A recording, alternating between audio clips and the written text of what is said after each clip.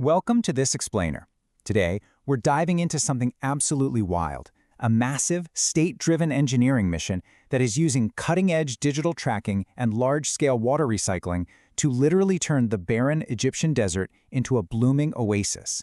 We're going to see exactly how a nation is altering its own geography to ensure it stays 100% self-sufficient. Let's get right into it. Okay, to really understand what's happening here, we have to start with a pretty terrifying threat: severe water scarcity.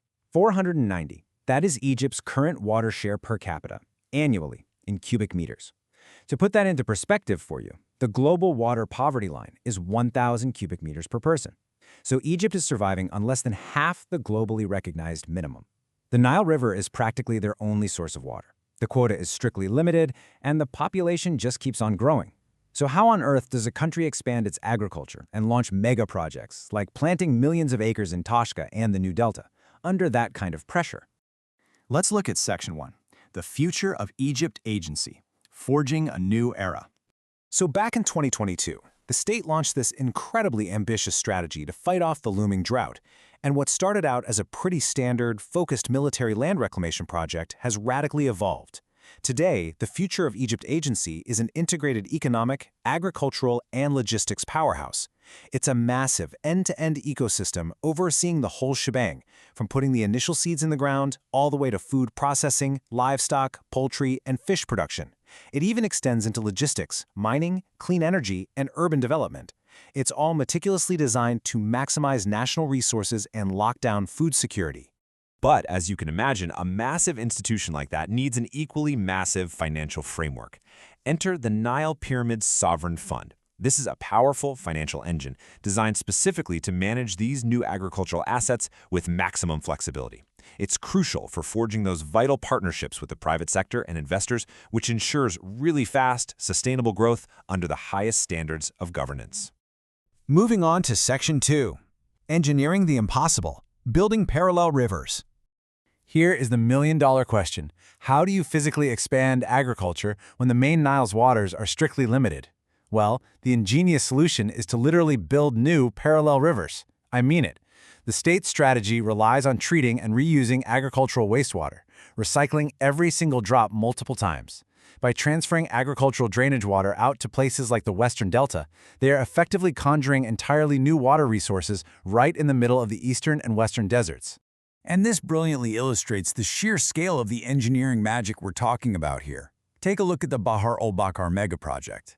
It's already over 78% complete, and when it's finished, it's going to pump a staggering 4.5 billion cubic meters of recycled water straight into Sinai for the very first time. Just think about that. That single project will reclaim over 800,000 acres of new land, massively boosting food security. It is, quite literally, an artificial river bringing life to the sand. Which brings us to Section 3, the second generation, digital magic in irrigation. Now, this massive physical expansion brings us to a really fascinating logistical problem for 2024. With such incredibly precious, limited resources at stake, how exactly do you police and manage millions of cubic meters of water spread out across massive, remote deserts? Well, they do it with a high-tech digital shield. They're actually policing the waterways from the sky, utilizing satellites and drones to constantly monitor water levels and aggressively fight any encroachments on the shores. But it's not just surveillance, right? It's active management. By introducing fully digitized smart well licensing and real-time electronic canal management, they're vastly improving distribution efficiency and making up for shortages in human resources on the ground. For the first time ever, Egypt is operating a smart digital irrigation ecosystem. But here's the thing. You can't run a smart grid on broken pipes. So this digital awakening kicked off a massive physical overhaul too. The state went in and evaluated over 54,000 critical water structures across the entire country. They systematically rehabilitated the most vital hubs in the nation. We're talking the mighty Aswan Dam, the Deerout barrages, the Dam Yetta spillway, and the mouth of Bahr Moas. They even localized the maintenance for massive pumping stations like Esna 1 and Daba, outfitting emergency units with generators to guarantee the water keeps flowing no matter what happens. The sheer scale of the daily labor required to pull this off is just staggering. Every single year, they clear out 33,000 kilometers of canals and dredge 8 million cubic meters from agricultural drains. They've replaced old exposed drains with 76,000 acres of modern, covered drainage. Out in the Siwa Oasis, they shut down 82 unusable wells and dug fresh ones. They've even built massive flash flood protection structures in Marsa Alam and Sinai, all monitored by digital operations rooms to protect the coasts. And to run this entire operation, they trained 12,000 local and international employees, blending seasoned experts with young talent to master this new digital water reality. All right, let's look at Section 4, Securing the Nation, Defeating the Drought. So, why go through all this monumental effort? The sovereign funds, the recycled parallel rivers, the satellite monitoring, well, it all ultimately serves one major purpose: national security during a crisis. And actually, this whole system was recently put to the ultimate test. Upstream events created a perfect storm. Late rains on the Ethiopian highlands, combined with significantly weak flows in the Blue Nile, and delayed gate openings at the Grand Ethiopian Renaissance Dam, all of that severely restricted the water making its way downstream. And if you want to know why this strategy matters so much, just look at the contrast with neighboring nations. Sudan, for instance, suffered really heavily from these upstream delays. Riverbeds were literally exposed in several regions. Yet Egypt was entirely shielded from this crisis. Because of their proactive megaprojects and those artificial parallel rivers absorbing the shock entirely, their agricultural lands remained 100% irrigated and protected. And the strategy doesn't just stop at solving today's problems either. The government operates on a really strict, future-proofed timeline. Right now, state planners are calculating and locking down water reserves to guarantee absolute water and food security through mid-2026.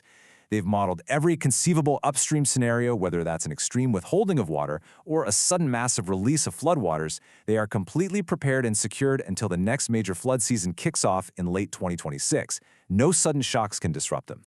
The crucial point to take away from this explainer is that human ingenuity, when it's backed by bold institutional strategies and next-generation technology, can literally rewrite geography.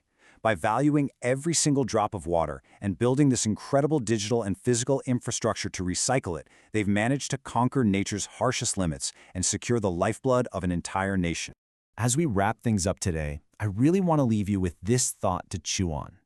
We've just seen how digital tracking, massive sovereign funds, and brilliant wastewater recycling can actually summon parallel rivers in the harsh sands of the Sahara.